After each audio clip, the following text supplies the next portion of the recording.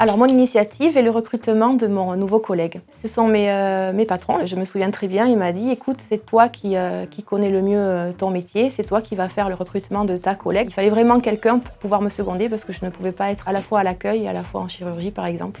Je convoque la personne, je lui pose quelques questions sur son parcours, ses motivations. Après, je regarde quand même beaucoup plus le côté humain. Pour moi, on est une équipe, c'est un travail d'équipe et je ne me vois pas imposer entre guillemets quelqu'un. Je veux bien avoir l'avis des autres aussi, le ressenti des autres. Je fais une présélection et après je fais valider.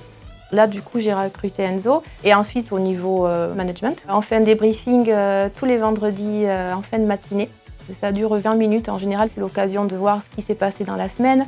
Au niveau humain, est-ce qu'il y a eu des cas compliqués au niveau gestion au comptoir, entre nous? Est-ce qu'il y a des choses qui n'ont pas été comprises ou des malentendus? Est-ce qu'après, au niveau technique, il y a des choses à dire? Par exemple, les vétérinaires, entre eux, peuvent parler de cas qu'ils ont vus.